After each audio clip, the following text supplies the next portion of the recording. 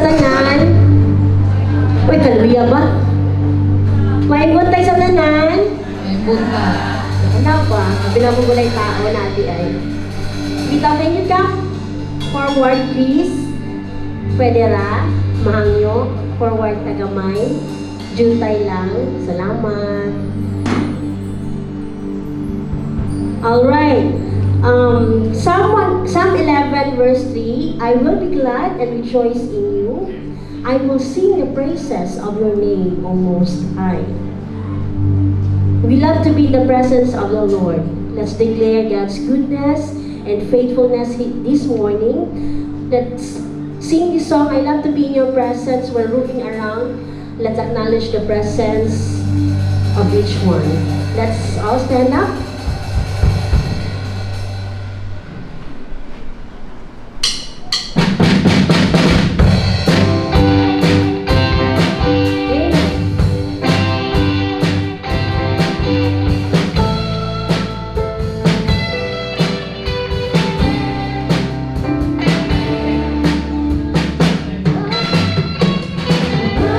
In your presence, with your people singing praises. I love to stand and rejoice, lift my hands and praise the Lord. I love to be in your presence, with your people singing praises. I love to stand and rejoice, lift my hands and praise the Lord. You set my feet to dancing. You fill my heart with song. You give me reason to rejoice. I love to be in your presence, with your people singing praises. I love to stand and rejoice, lift my hands and praise my Lord. I love to be in your presence, with your people singing praises. I love to stand and rejoice, lift my hands and praise the Lord. You set my feet to dancing. You fill my heart with song. You give me reason to rejoice. I love to be in your presence, with your people singing praises. I love to stand and rejoice, lift my hands and praise the Lord. I love to be in your presence, with your people singing praises. I love to stand and rejoice, lift my hands, lift my hands, lift my hands and praise the Lord. Lift my hands, lift my hands and praise the Lord. Amen. Amen. Hallelujah. Indeed, God is awesome. God is good and is faithful always. This house is built on Christ. Our rock, NCF, cannot be shaken. The members of NCF cannot be shaken. Let's declare the goodness of the Lord. All of us cannot be shaken. Let's declare that God is awesome this morning.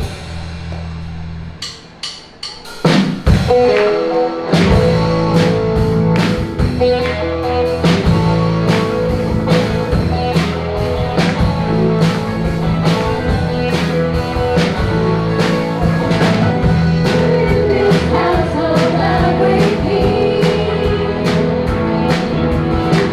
we come together now to worship Him. This house is built on Christ our rock.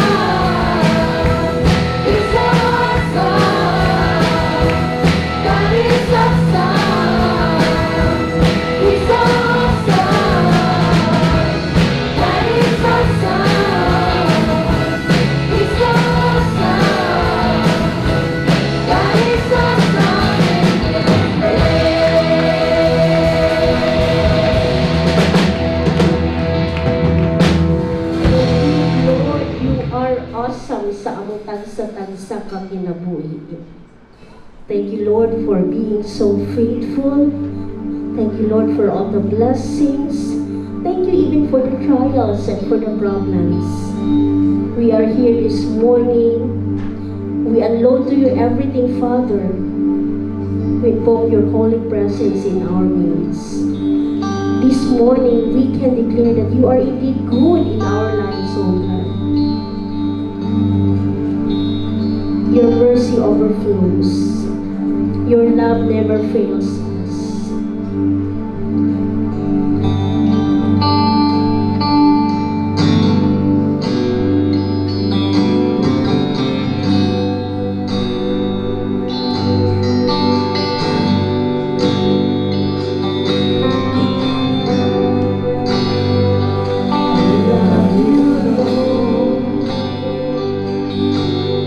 Oh, your mercy never fails me. All my days I've been held in your hands.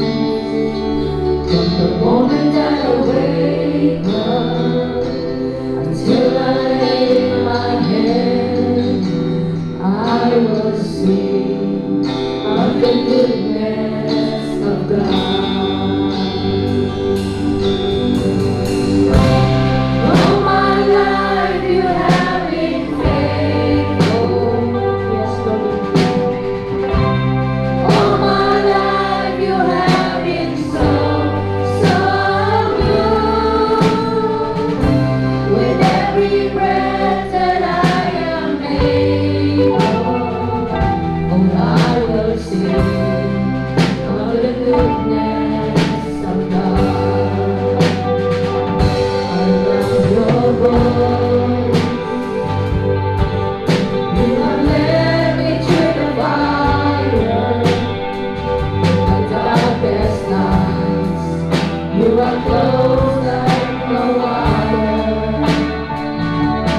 Love you as a father.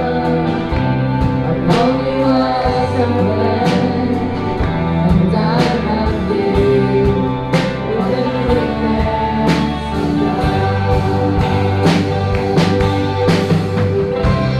All my life you have been faithful. All my life you have been so, so good.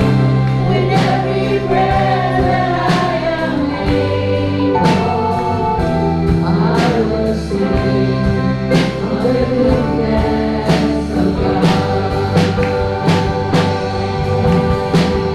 Your goodness is running after, it's running after me. Your goodness is running after, it's running after me. When I lay down to surrender now, I give you everything. Your goodness is running after, it's running after me. Your goodness is running after, it's running after me. Your goodness is running after, it's running after me. When my life lay down, I surrender now, I give you everything. Your goodness is running after, it's running after me.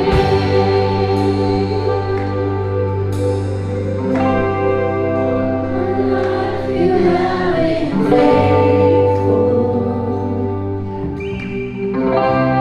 All my life you have been so, so good. With every breath that I am able, I will sing of the goodness of God. All my life you have been faithful. All my life you have been so, so good.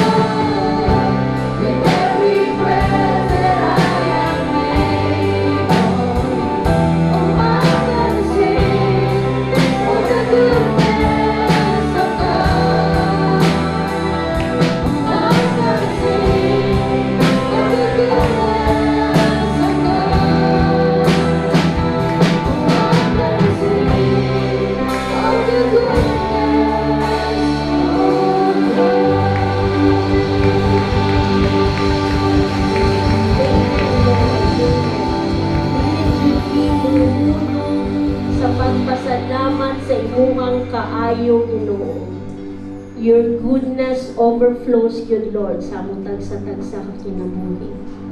We glorify your name this morning, Father. Your holy presence is in our midst. We worship you, Lord. Thank you for today. In Jesus' name, amen. Shall we all be seated?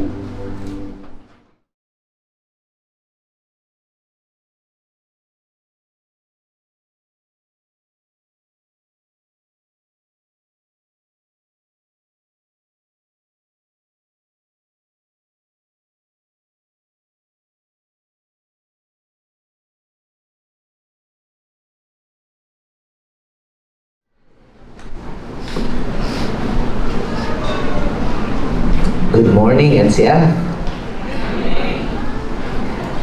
Grabe ang kainit, makawalay gana sa lihok-lihok ba. But you know what? I would like to thank you and I would like to welcome you in NCF. Bisag unsa kainit, your persistence and your love to worship the Lord or have fellowship in this church indeed gives us joy kaning naa sa simbahan. So, thank you for coming. Bisag init kayo. Please hold on kay kung namoy paypay, sige lang. We're working out our ang atong electricity diri hantud makuha na nato na nanatay kusog kayo ng aircon niya. Let's pray for it, right? Hantud ang kaya sa tong kuryente karon kay duhalan jud kay aircon mo thrift off ta kung ikatulo. But sooner and later, may the Lord bless the church. Makapabugnaw na gid ta. Amen. So let's pray for that. Before I'm going to share the word of the Lord this morning, allow me to pray and ask the Lord for wisdom that He may put the right word that every one of us will understand. At the same time, di lang kayo masabtan nato pero ma-apply nato sa itong kinabuhi. So together, may I ask every one of you also to ask the Lord to open your soul, your mind, so that we can grasp or even we can observe the word of the Lord. Let us pray. Father, thank you kaya Amahan because you have protected our brothers and sisters, Lord. And we are also praying for those who are not yet here. May you protect their way until they reach NCF, Lord, safe and sound. I also pray for every one of us here inside this church, Lord. May we be protected by your loving kindness and your presence, Lord, be upon us this morning. Lord, if there are among us, once again, we ask of you to create a miracle this morning. If naa sa mga Ginoo are physically unwell, may we ask your hands, Lord, to touch them right now and bring healing in Jesus' name. We also pray, we also ask, Lord, for your guidance. If naa sa mga diri, daghan kayong problema nga giatubang sa kinabuhi.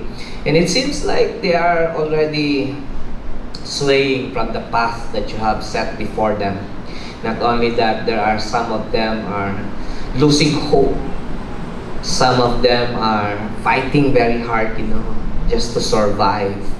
But you have promised us that you will never leave us nor forsake us, Lord. May you comfort them, speak to them, Lord, if they have these problems. And I pray that they may find answers, Lord, from you. This morning also I pray, may your angels surround this place and give us a comfort. And while we're listening to your word, may you speak to us. This we pray and ask in Jesus' name. Amen.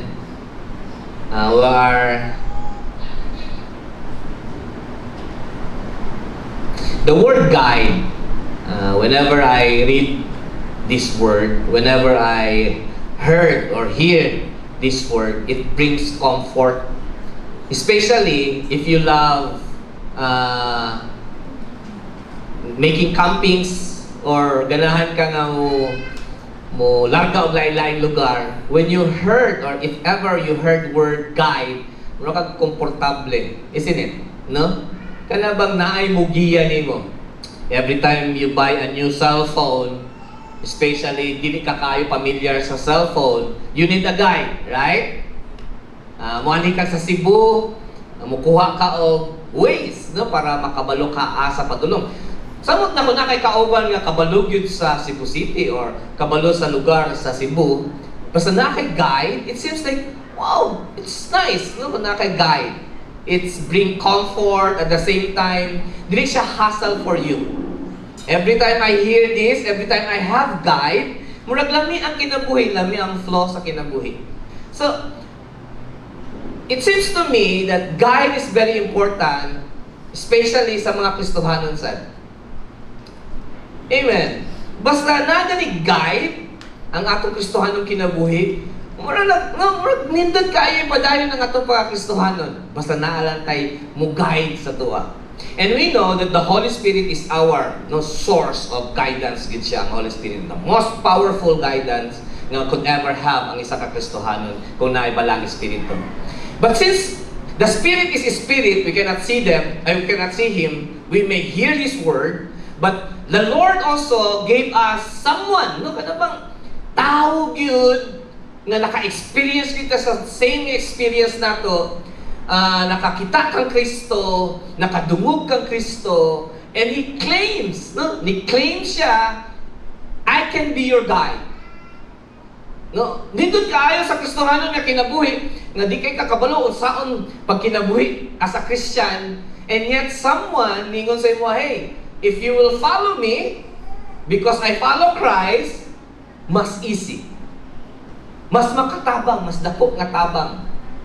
Because someone will write, or someone will send a letter, or someone did an account, did a story, did a history for Christ, so that those people nga wala kakita kang Kristo, makabalo kung kinsa si Kristo.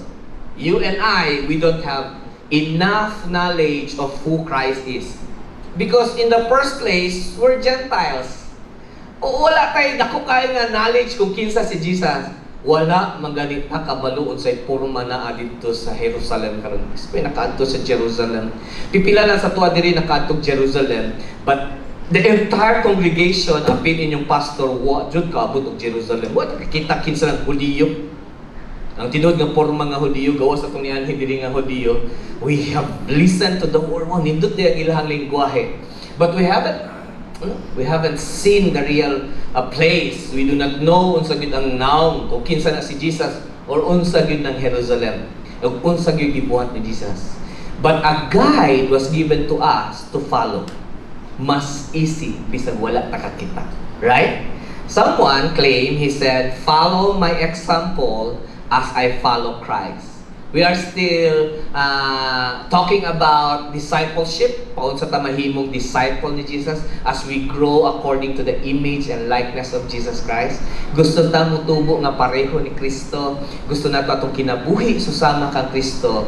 Then someone claimed, and he is a legit siya, dili siya impostor. Niyon siya, follow me as I follow Christ. Then it's, nindot Lord for giving us, thank you for giving us Paul as our guide. So karong buntaga, tan-aw nato kung legit ba si Paul, or ang letters ni Paul, nagatudlo ba sa tuwa o pareho sa tinudloan ni Kristo. Di ba na pwede mo sunod-sunod bisag kakinsa, kay daghan ba i-claim karon nga sila si Jesus. Kulang na lang siya mo pirma para malangit ta. So dili ta kaingon dayon kung kinsa ang tinud-anay. But we need to read, we need to study, ug tan-awon gyud nato kung tinuod ba siya. And karong buntaga, tan-awon nato ang sinulat ni Paul, ug kung sa iyang gitudlo, kung tinuod ba na siya, or makatabang ba na siya sa tuong Kristohanong kinabuhi. So may I ask every one of you, if you have your Bibles with you, you can study with us this morning. Open your Bible in 1 Corinthians chapter 11 verses 1 to 16. Dili na lang nako basahon mga kaigsunan, but we will going to look at in a very detail kung unsay gusto ipasabot ni Paul dinhi o nganong gusto niya nga sundon siya. Okay? So, verse 1, chapter 11 verse 3, he gave us a very strong commandments. At the same time, he gave us an advice. He says, but there is one thing I want you to know. Basta ana gani nga sugod sa letter or sugod gani sa storya, magsugod na gani nun. But there is one thing I want you to know. Kasi po ano pa naano dyan usa nga gusto na ko nga mahibal-an ninyo. Basta ana na gani importante yun na. Like so nun. Nakadungog na mamuha sa inyong mga ginikanan? Di ba? Sa mga ginikanan nato or someone nga mas labaw pa nato, may na ganyan siya, naaladyo ko'y gusto nga ipahibalo ni mo. Usad yun ni ka-importante nga butang. I heard that sa akong parents. I heard that sa akong mga maestro. Basta, muingon na kayo sila na, importante yun na. And here is what Paul is trying to say. But there is only one thing I want you to know. The head of every man is Christ, and the head of woman is man, and the head of Christ is God. Ningon siya, mauni pinaka-importante nga dapat masabtan sa tanang Kristohanon. Gusto ka nga imong kinabuhi, sakto ang imong pagdagan sa imong kinabuhi, nindot ang lakaw sa imong kinabuhi, timan iningon si Paul. But there is one thing I want you to know, the head, ang labaw, no, basta may tag head, mas labaw. Ang mas labaw sa tanang mga lalaki, si Kristo. Ang tanang labaw sa tanang babae, ang mga lalaki. And the head of Christ, or mas labaw kang Kristo, ang Ginoo. This is the pattern, this is the way God, this is God's way pag-ordain sa iyang creation. Gi-create sa Ginoo ang creation with a pattern. Nagbuhat siya og pattern nga dapat sundon nato. Ang Ginoo ang nasa top, sunod si Christ, sunod ang lalaki, sunod ang mga babae. So whenever this flow goes like this,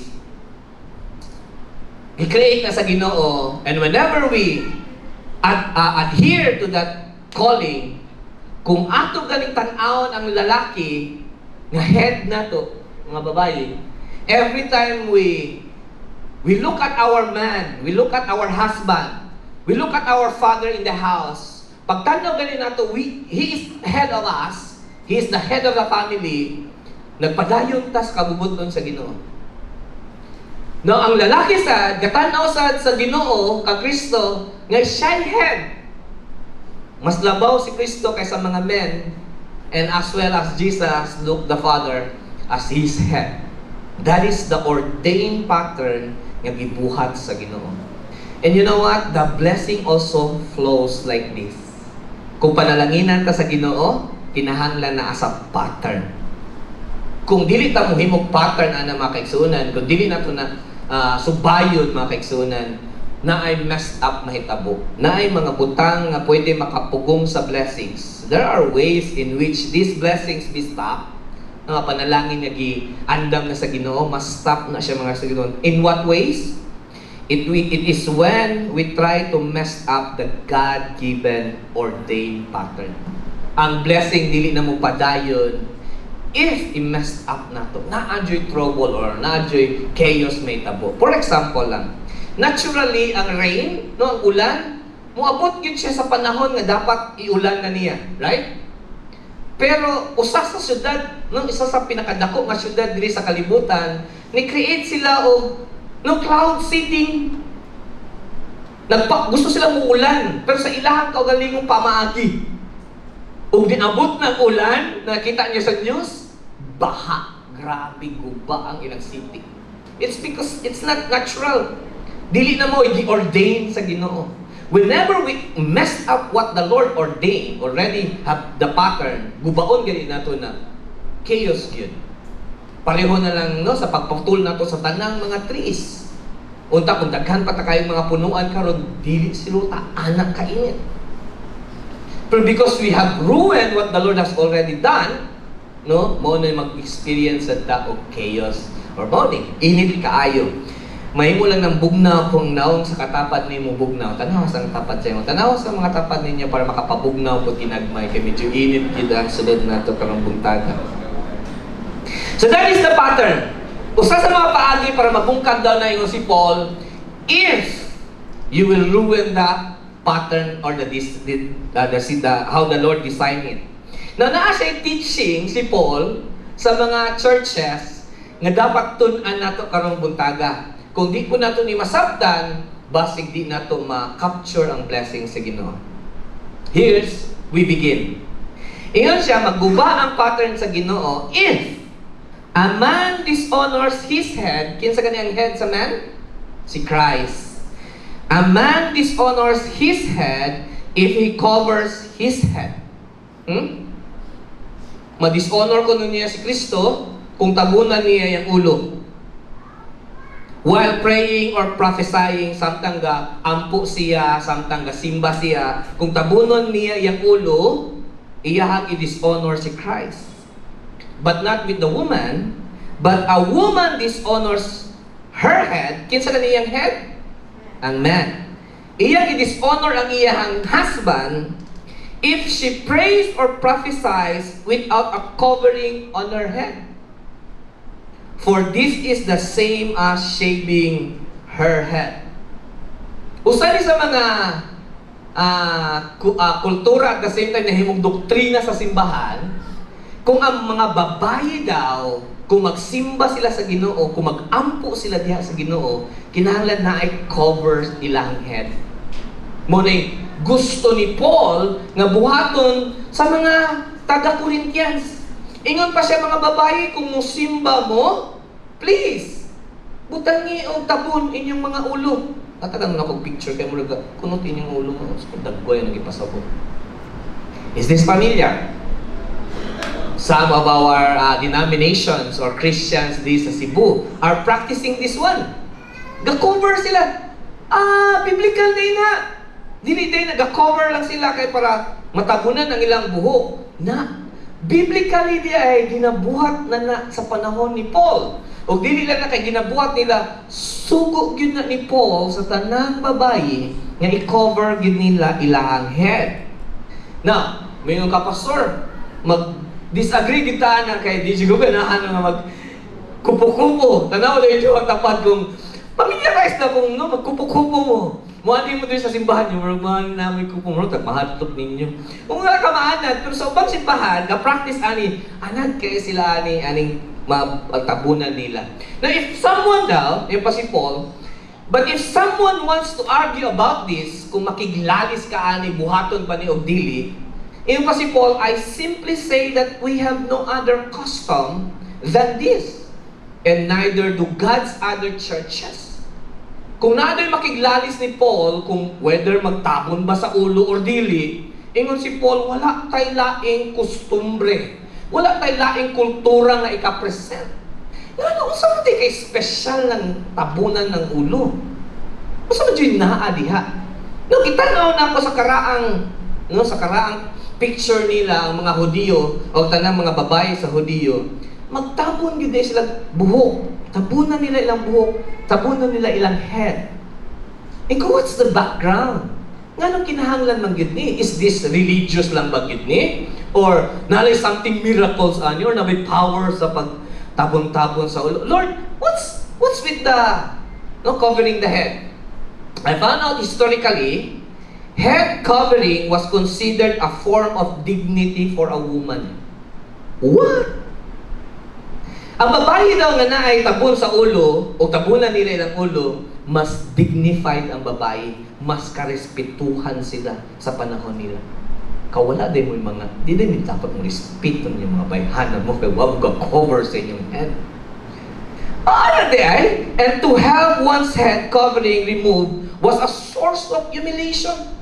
Ilahang i-degrade, ilang i-humiliate ang mga babae nga wala magtabon sa ilahang ulo. Pareho sa picture ganihan. Another one. Married woman, ang pagtabon tayo sa ilang ulo are expected to behave with a higher level of sexual modesty than single women.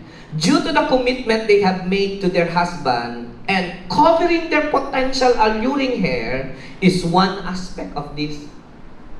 Ginatabunan tayo sa mga babae ang ilahang buhok, kaya ang mga babae sa unang panahon, nindot kaayo buhok.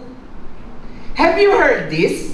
Saying that the crown of the woman is their hair? Nakadoon mo, ani? Kanang mga babae, na mag-ita ko video ato, pero di na ako gusto, kay medyo katawanan niya, kanang dili ko gusto maka-offend. Nagtalikod siya, guwapa kay panahon kung magtalikod kay taas ng buhok niya, straight kayo niya, pagtanaw, ano niya, lalaki dig now.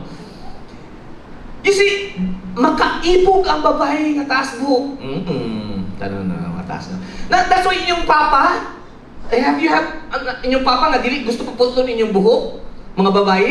Because ang mga papa, kung tanong silang mga anak, wapahan silang mga anak, nga taas o buhok. Because there's something sa hair na lamig itanawon sa amuang side ng mga lalaki. And that is the alluring. Ingon pa siya, the alluring na. So in a church, imagine in a church wherein the Corinthians believers ng mga Gentiles, the other side, niya sa side po sa uban, sa pikas nga side, nagsimba po dito ang mga Hudiyo, di man na sila magtapo sa unang panahon. Ang mga babae, mga lalaki, ang mga Hudiyo, mga Hentil, di man na magtapo, bisag kasimba sila sa isa ka lugar. Imagine, someone na nito kay buhok, nasa tubangan naglingkod, nagampo, niya sa likod dito, nagkatanaw nga lalaki. Niya iyang asawa, gatanaw po sa iyaha. Kinsay mong gitutukan. Mahimong away. Sumingo si Paul, para walay away sa simbahan, walay lalaki nga maibog sa laing asawa, please cover your head. Bantog lang na ay mga immorality sa simbahan tungod anang buhok ka. Kasi panindot o buhok. So sa sunod na ito nga simba, tanang mga nindot o buhok sa luyo lang mo. Doon mga dili kay nindot buhok. Dili sa tuwa. Lagi na sa nindot o buhok. There's something in hair. So that's why iningon siya nga dapat tabunan. Lastly, head covering is a sign of a woman's merit status. There it goes. So ang babae din sa una to tell the other men, gwapa man kayo, bakat makita nilang naong, niya gwapa man kayo siya. So mingon dahil ng lalaki, minyo na. Mahibalan kay, na i-cover ang head. So it's a status which among others could indicate to men that she is unavailable na. So mga kaigsunan, if Paul says, follow my example as I follow Christ, I praise you for remembering me in everything and for holding the teaching. Nagpasalamat siya sa Kristohanon sa Corinthians, nga siya, salamat ninyo, kay bisag naglisod mong tabon sa inyong buhok, gihimo gyud ninyo kay nisunod mo nako.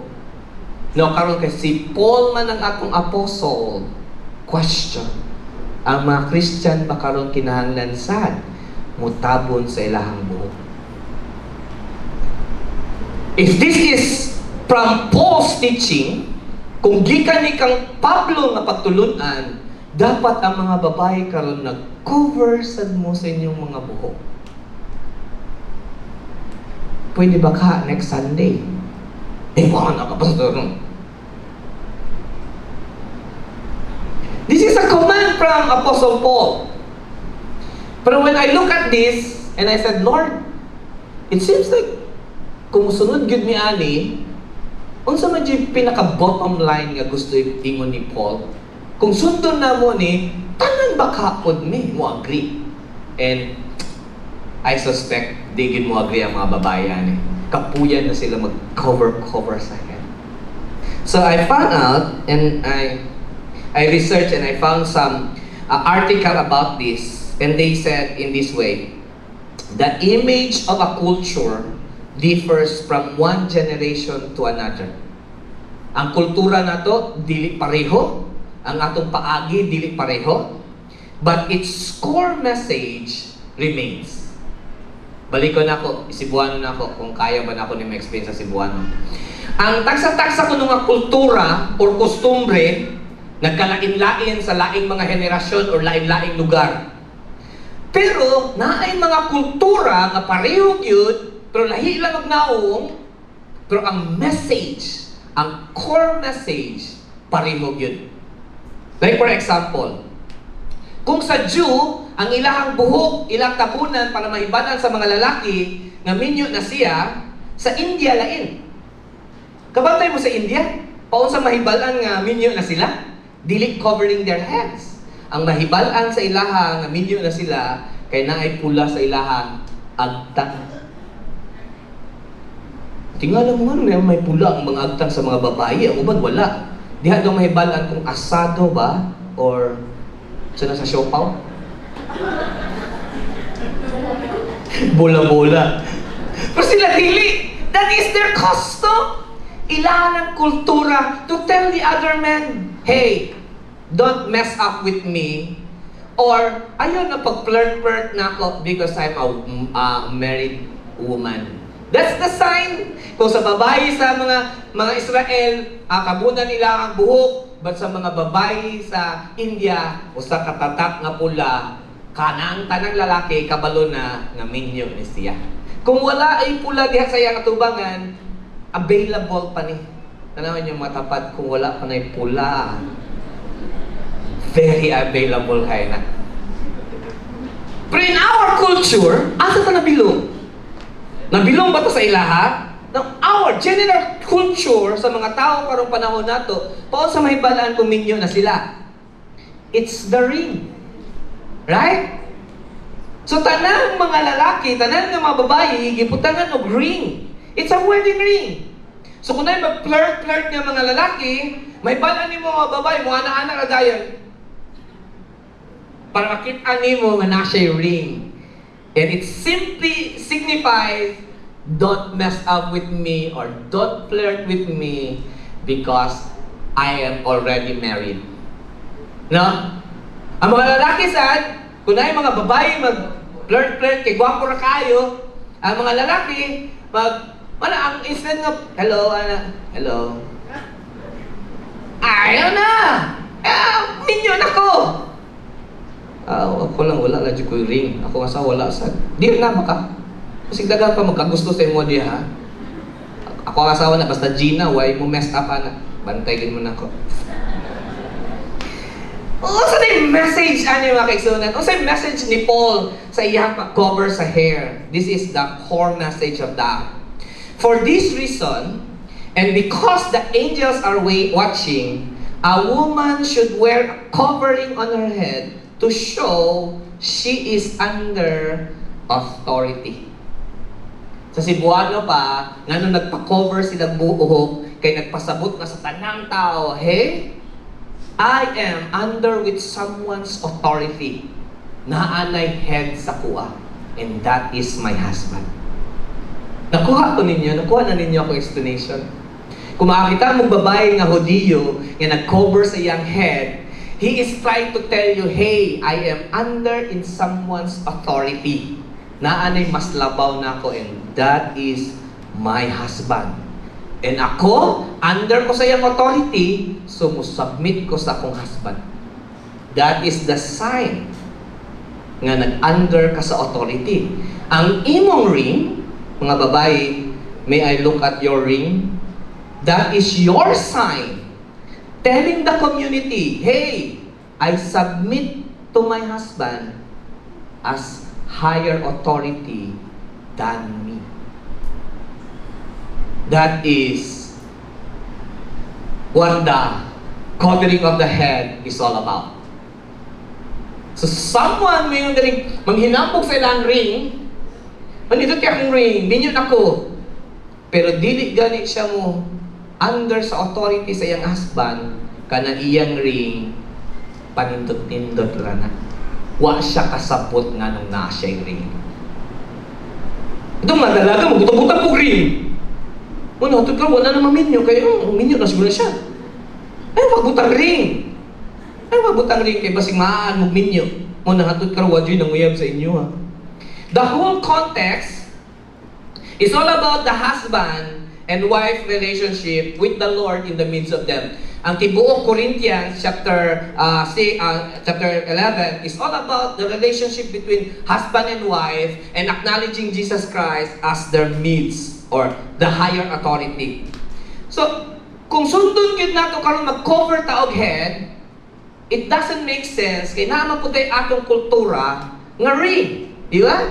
So messed up na. Mag-cover pa gyud ta, magbutang pa gyud tag pula diri, nga napa gyud tay ring, sobra-sobra na. Enough na siguro ang ring to tell the community, hey, I am under one's authority. Na ay mas labaw na ako and that is my husband. pwede na siguro ang ring, right? Kaya nga naman, what good it is if a person follows the culture religiously, but his behavior is bad. Kung saan man nato, nga nag-cover kita sa tong head. Yung ba si Pablo, i-cover gid atong head. Kay ihabi gid ang sugo. Kung pwede pagit bulahan pagit tong ulo diri ba sa tong agtang butang. Ya mag-ring pagit ko para klaro na gid kayo. No? Religious kayo ka mo sunod. Pero muli ka sa balay, wala ka respeto sa imong head. What good it is? Kusugkay ka mo yung sa simbahan, hey, I am under someone's authority. O, na ako'y ring, na ako'y kakupo. Pero, pag uli sa balay, dili ka under submissive sa imong bana. It doesn't make sense. Hipokrito lang siguro ka. Gasunod ka sa religious, pero wag ka gabuhat sa iyang core message. The core message tells us, if you have a ring, if you have a cover your head, you are under someone's authority. So kung mayroon ka nga, na ako'y cover sa akong head, na ako'y ring, it tells us the community nga married na ko. Pero sa secret day na kay ka-chatmate nga laing husband, it doesn't make sense. Walay nindot sa pagsunod sa kultura or sa unsang sugo, pero wa yun nimo timan-i unsa ang core message. Similar nag-iingon si John ani. If someone says I love God but hates a Christian brother or sister, that person is a liar. For if we don't love people we can see, how can we love God whom we cannot? Di ba? Para sa kuha, or para sa tubangan sa Ginoo, mas maayong wala kay cover, mas maayong wala kay ring, mas maayong nga wala kay pula sa imong agtang, bahalag wala sila kabalong minyo baka o dili, pero pag uliin mo sa balay, you submit to your authority. Garespeto ka sa imong asawa, sa imong bana. Mas maayo na. Kay mas maayo ang kinaiya sa kasing-kasing kaysa gawas nun nga appearance. Right? Tinuod lagi sa tubangan sa simbahan, grabe ka kayo ka-religious, pero pag uli nyo sa balay, dili tinuod ang imong pagka-religious. And you know what? It messed all everything that the Lord designs. Because the Lord says, don't tell me that you love and respect the Lord, but you don't respect your husband. Because 1 Samuel chapter 16 verse 7, the Lord said to Samuel, do not consider his appearance or his height, for I have rejected him. The Lord does not look at the things man looks at, but looks at the outward appearance. Man looks at the outward appearance, but the Lord looks at the heart. Now, karong buntaga, let's make a decision. NCF, dili mo sunod o pa-cover sa head.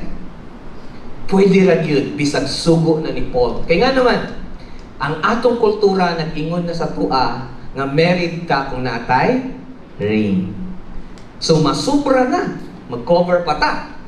So pwedeng di na ta mag-cover nga naman, mas gisunod na to ang inside kaysa sa outside. Amen. So though we follow the instructions of Paul, gasunod ta sa mga sugo ni Pablo, pero pwedeng naisugo si Pablo nga redundant na sa ato ang Kristohanong kinabuhi. Pwedeng ang ring na lang mao na to'y pinaka-source nato nga nagpasabot nga under ta to someone's authority. So girls, mga minyo, married women, may I speak to you? Katagi ko gamay kay nga oras para ninyo. If you wear your ring, ipakita nimo sa mua, makita na mo sa mua, bisag di nimo ipakita, pero na kay ring. You will be hypocrite. Nga naka diri sa simbahan karon nga makita na mo nga na kay ring, pero dili ka mo under submission sa imong bana. Ingon pa si Paul, nonsense. Wala ra gihapon. Bisan ka sunod-sunod pa ka sa kultura, pero wala nimo ginabuhat ang tinuod nga message. Wala ra gihapon. So mga babae, every time nga kasukulon na gyud mo sa inyong bana, kaniging manahan nonsense, gid mo manahan gyud. Ultimo pag-decide sa balay, di jud ka decide. Lami na gyud ako'y mo take over. Ako na mahimong authority. Lami jud kaayo. Pero every time makita nimo imong ring, it will reminds you dapat yung submit. Because the Lord's command, para di mabungkag ang panalangin sa Ginoo, do not mess it up. Instead, ang imong bana, imong head, niya ikay mo head sa imong bana, wala na, messed up na ang design sa Ginoo. So let your ring reminds you, you are under someone's authority. Una kay mga ring, yan kung katapan din mo imong bana karon, ing na bana. Basta musukol na ng asawa. Mo na ng asawa, mo na di ka ops, ang ring. Timani, you're under in my supervision. According to the Lord, I am your head. Kung ang babae na ganun mo take over, ako na mo take over sa family, di ka kabalo. Ops, ang ring, ang sing-sing. Ay, sing-sing. Ilabay ang sing-sing. Now, if dili ka mo barog according sa imuhang ring, then everything is nonsense. Wala gyapon ka magsunod sa Ginoo. Kaya ang core message sa tabon sa ulo o sa ring is to tell the community and to tell yourselves, I am under of someone's authority. Na ako'y bana, siya ang akong head. Amen. Amen? Lalaki lagi ni amen. Mas kailangan ka nga mo under yun. Please, woman. Please, family. Ikaw nga babae, natanaw ni mo imong bana ba nga, murag di man gyud siya mo take, Pastor, ang akong bana di gyud siya mo take initiative as my head. Na mga panahon matempt na jud ko nga ako'y mahimong head. No, ayaw padala sa temptation. But rather you tell your husband, encourage your husband, Dear, ikaw man ang among head. Amen? Dear, what will I do? O sa may pwede na kubuhaton, dear, nga para ma-prove yun na mo sa imo, nga ikaw yun ang among head. Ikaw yun ang among under yun sa imong authority. Because this is what God designs us to be. Ingnan mo imong husband, please, I will help you. God created me to help you. And since I'm a Christian, Kristohanon ko nga asawa nimo, utabang jud ko nimo nga ikaw gyud ang gawas nga head sa panimalay. So please, I ask mga babae sa NCF, if you have that ring, or if you do not have the ring, it is very important mga kaigsunan to apply this into our lives. Obedience should come from the heart first, and then be expressed through our action. Dapat ang unang mausab ang kasing-kasing, dili kinahanglan nga na kay appearance of, na kay kupo, na kay dot sa imong agtang, na kay ring. Dili na mo matter gyud. Ang pinaka mo matter gyud, if you go home and your house or your home declares that you have one head, and that is your husband. And your husband looks at Jesus Christ as his head. And I'll tell you, isa ang Ginoo, mo flow ang iyang panalangin. Now, na mga panahon na makaingon ka, naanag naman niya ni Pastor, ang asawa ang head sa balay. Naara magyapon, makakaon na magyapon mi. Okay naman gyapon ang ginabuhi. Anak na lang sa talo, Pastor, ay di na siguro sabi mo, di na siguro ko magpa-under, kay murag ako man siya gadalaan ni panimalaya. Ni workout naman ni sa imuha, sa mua. No. Let me remind you. Pwedeng okay na inyong dagan karon. Pero bantayan nimo, kung mo change ka, Mubalik ka ni ka sa kabubuton sa Ginoo, basig ang imong kinabuhi karon mas nindot pa. Hello? Hello? Sa una, nagtuod yung ko, kay ginaingnan namin sa akong papa. Sa kapublish siguro sa akong papa, gigamit na lang niya ang Bible para di may masakitan ba. Grabe, manguli mi sa balay, alas 11 na. Mananaw mi sa salida sa balay sa silingan ba. Niya ka ng mga maldito sa damo mga silingan, kay kabalo silang gatanaw mi dito sa ilahang portahan, o sa ilahang ka ng bintana, ilang siradaan. So kami in town kami dito sa katupos-tot bitaw kay gagmay dito mi gatanaw. Yan na pa sila yung mga anak ng mga dito sa tuslok-tuslok ko sa mi. So maghilak mi maguli sa balay pa. Palitin na lang gud mig TV, kay wag yung TV luoy jud kaayo ta. Kabalo ka akong papa, na-capture din niya akong heart. Mingon dyan akong papa, daw kabalo ba ka? Unsaon man ang mga butang sa kalibutan, na di man nato na magdala sa langit. Tinuod pero wag may TV. Oh my God, akong papa! Sometimes ginagamit na itong Bible para lang maka-escape talo kayo. Wala dito yung kwarta. So, you know what? Obedience was, no, wala kahit ang subay sa tinawag ng obedience. Pero when I look at back ba, oh, naako siya punto nga wala yung TV. Pero gigamit na sa Ginoong Bible para lang maka-escape siya. Well, ito at bayabot, pero wag yung may TV. Luoy yung kain sa tanan. So, in application, mga kaigsunan, ayaw paggamit og ring if you do not obey the Word of God. Do not boast you are married when you are not under someone's authority. Grabe din si pastor na dyan eh. Ang gina siya eh.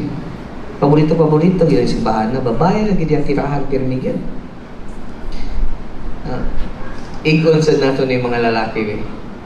Ano sa istoryahan kami nga mga lalaki?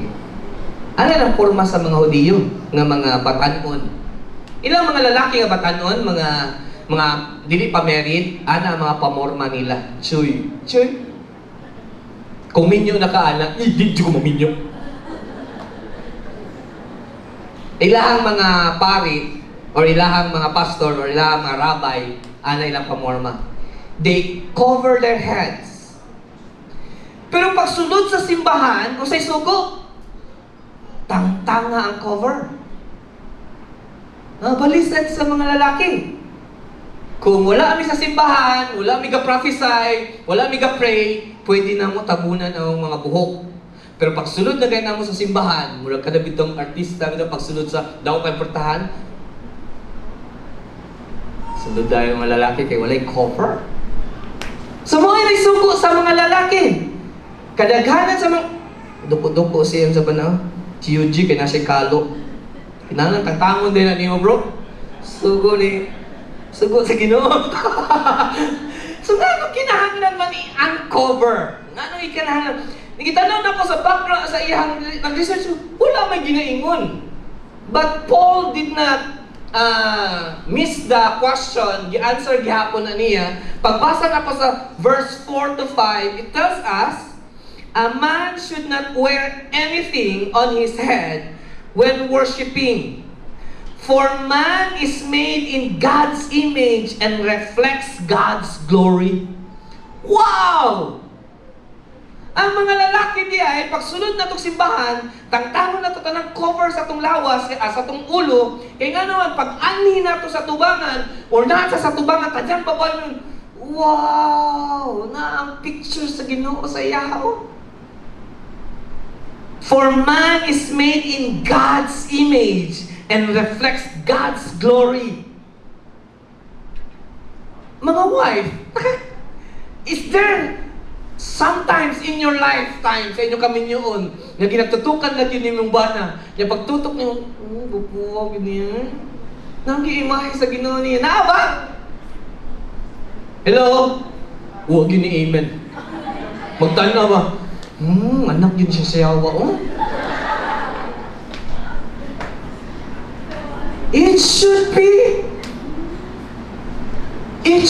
be.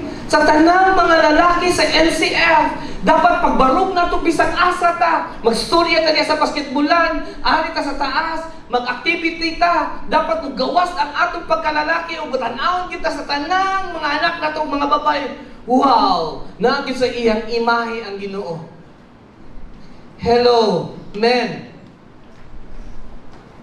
Ipagawas ang imahe sa Ginoo nato. Ipagawas ang glory. Kaya nga naman, built-in na sa tuwang mga lalaki. Amen, men?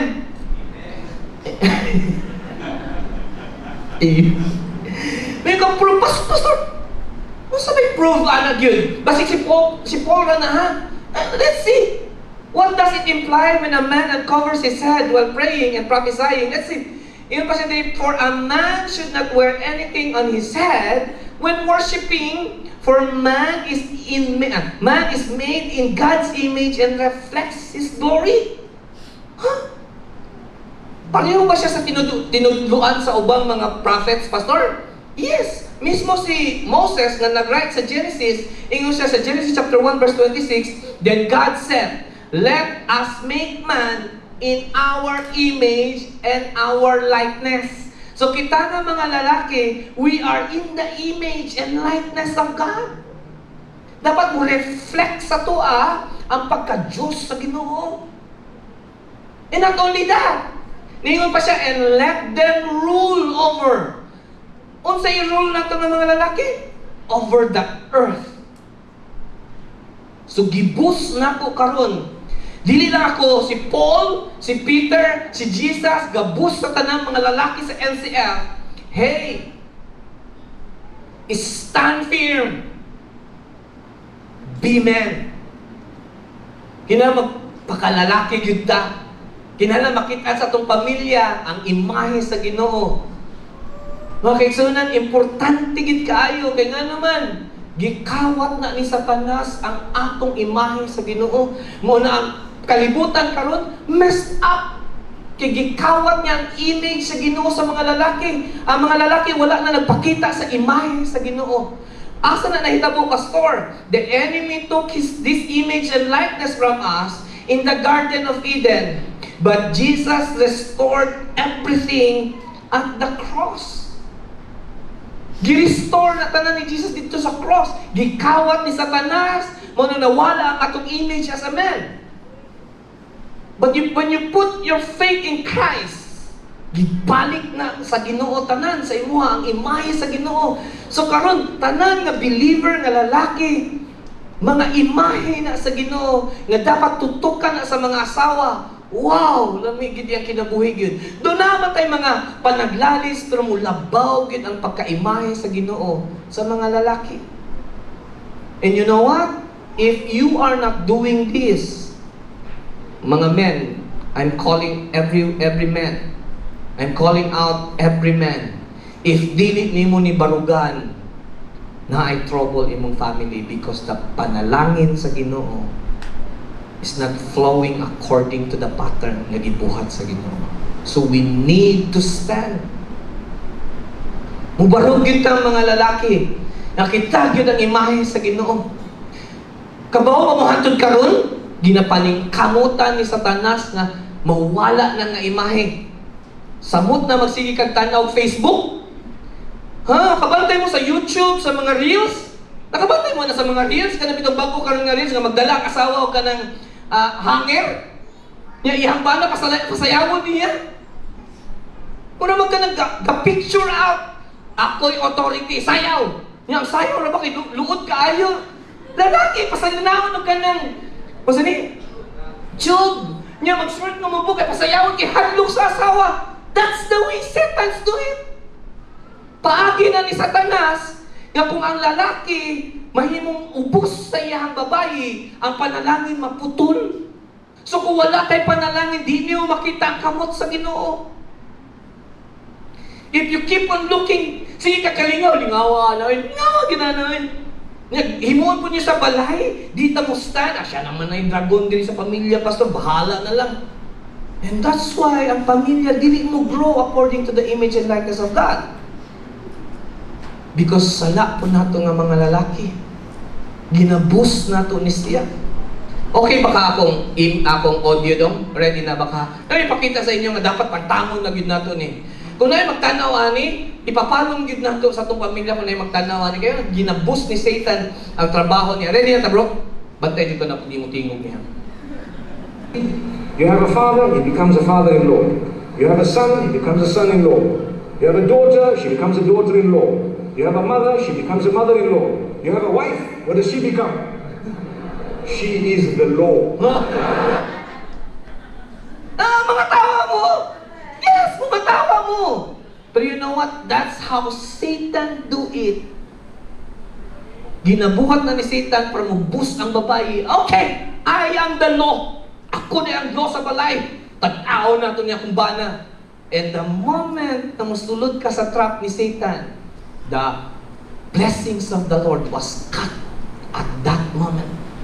Because the flow was distorted. And you say, okay ra ni, okay raman mi. No, dili jud ka okay. Iya na ni Satanas nga gaingon sa imong nga okay ra ka. Pero di yun. Pero mga kaigsuonan, young or old, sick or well, wealthy or impoverished, it's not too late to examine or re-examine our path. Galakaw bata sa kabubuton sa Ginoo. Husband, are you showing your family you are the head? Wife, are you helping your husband be the head? And if you are not doing it, perhaps you're doing right. Are you doing fine? But I'll tell you, you are not doing fine. Nagkaguba, kahinay-hinay. And it's not too late. May I call everyone? Ani lang kay ako ra may gapastor sa inyo ha. Ako may gapastor ninyo. So na ako'y right to call everyone. Gusto na to makatamtaman gyud tong gitawag sa Ginoo nga abundant life. Let's follow the pattern. And I'll tell you na I give promise ang Ginoo sa mga mo-obey ani nga pattern. It is a given pattern already. Dili ka mawala ani mga kaigsunan kung buhaton nimo ni. Now for all the singles, yes, wala mi apilana, sila papa na nagmama. For all the singles, apilon gyud mo nako. You must ready yourself. You must ready yourself. Pag mo ana gani ka o kana sa relationship, musulod gyud kag relationship, ya tan-aw nimo ang imong bana madali, mabira lang nimo sa ilong, ayaw na minyo mga babae ganahan kaya na kan ni kay madaladala ra nako. Dire imo ani. Kana pa lang mga kaigsunan, mga singles, diha pa lang forfeited na. Kaya nga naman, tudluan ka unya ana pag minyo nimo nga mo take over ka sa kaminyoon. So dapat kung mo ngita kag lalaki, kanang lalaki nga nay baruganan gyud. Makita nimo mga mubarog gyud siya unsay sakto. Dili bitaw papaling-paling lang siya sa imo ha. Naman na pastor, pasunod-sunod lang man niya na pero maminyo ano ba tayo nagyud. O di ka kaingon. Di ka kakaingon. Kung kay maminyo na gani ka, I'll tell you, maluoy ka bisag sa gitan na nimo imong asawa, maluoy ka. So I'll tell you, kamo mga babae nga single, pangita na mudaan og lalaki nga mubarog as the image and likeness of God. Amen. Mga lalaki na sad. Kung kamo mga lalaki, ayaw intawan mo minyo, bisag gwapa pa kayo na, doktora na, nakas ilong, ayaw dyan na minyuan ninyo, kung sa uyab pa gani mo, hoy, ihatod ko! Papa ngayon ata dihat bisag pamasahe, pamasahe! Di ka nang magselos, man kung magsige mo istorya-istorya atong laing doktor dito, marang uyab, asas, wala ka to! Kung ana man gani ang babae sa panag-uyab pa lang, ayaw na nadayon na. Let me tell you, you only make mess of your life if padayonon nimo na. E nga naman, bungkagon na niya ang pattern sa Ginoo. So nagipakpak dito, sayang ang paghulat sa panalangin sa Ginoo. Sayang nga mabubo sa panalangin sa Ginoo. Gibungkag lang nato tungod ani. Do not allow the enemy destroy this. May I hear a loud amen for this?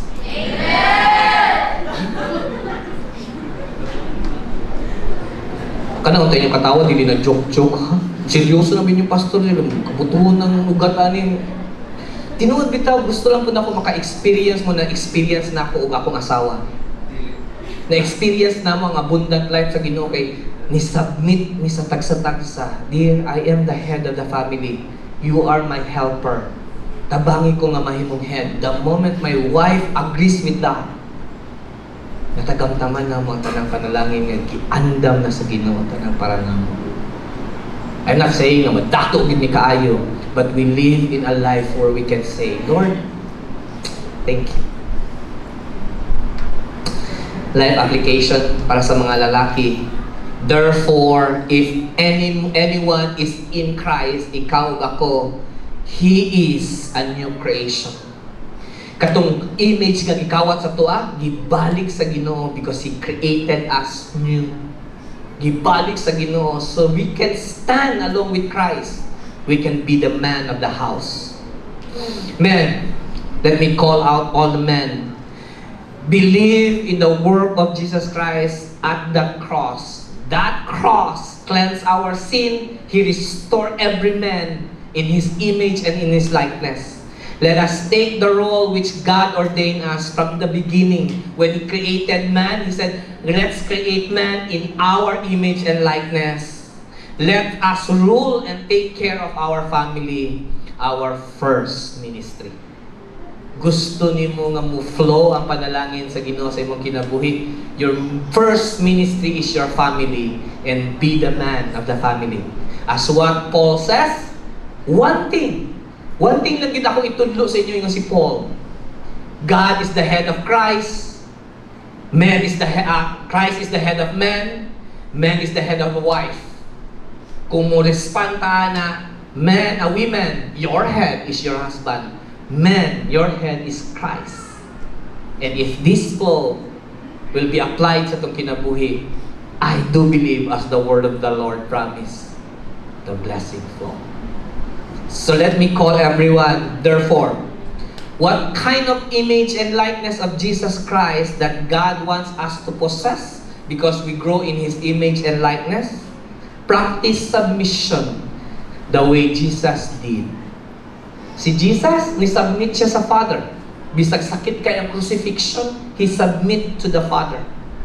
Wife, submit to your husband. Bisag tanaw ni mo nga, di siya maayo-kaayo. Help him to be the man of the house. Men, submit to Christ because you can do nothing without Christ. Wala ganit tay Kristo sa kinabuhi. Bisag i-flow pa nato na. Bisag pagmingon ka, ako'y head sa balay, lalaki, pero wala gani si Kristo sa inyo kami yun. Wa sa'y panalangin. So men, stand out. You're the image and likeness of God, and He wants to bless your family. Do not ignore this message this morning, because this is very important for every family. So pwede ba asawa, ingnan imong tapad. Kung bana nimo na imong tapad ha, ina, tatapi ka. Please be the man of the house. Is hadlok. Men, ingnan yung asawa. Dear, help me to be the man of the house. Help me to follow Christ. Women, if your man wala pa kang Kristo, that agad siya kang Kristo. Because Jesus Christ is the key to the blessings we are talking about. So let me pray. Paggawas na to aning balaya, let the ring reminds the women, you are under an authority. And let the image and likeness of God, men, reminds you you're under the authority of Christ. Let us pray. Father, thank you very much for this wonderful morning. And thank you, Lord, for the people that you have sent here. This message, Lord, is for every one of us. I believe that you are longing to pour out your blessings in everyone's family. And this message is the preparation, Lord, for that flowing abundant nga panalangin, Ginoo. Mo reach out lang ni sa lahat, Lord, if they will going to reach, to obey the ordained pattern that you have created since from the beginning. And that is, woman submit to the man, and man submit to Christ as Christ submit to God. Let the submission, Lord, be the core of our belief. That even gani ikaw ni submit ka sa imong amahan, wala may rason, Lord, di mo submit to one another. Father, may you bless this. Do not allow that the hands of the enemy will snatch, Lord, the message this morning. Because it is my desire as the pastor, Lord, that every one of us will experience that blessing. This morning, may I ask of your help. This I ask, I pray in Jesus' name.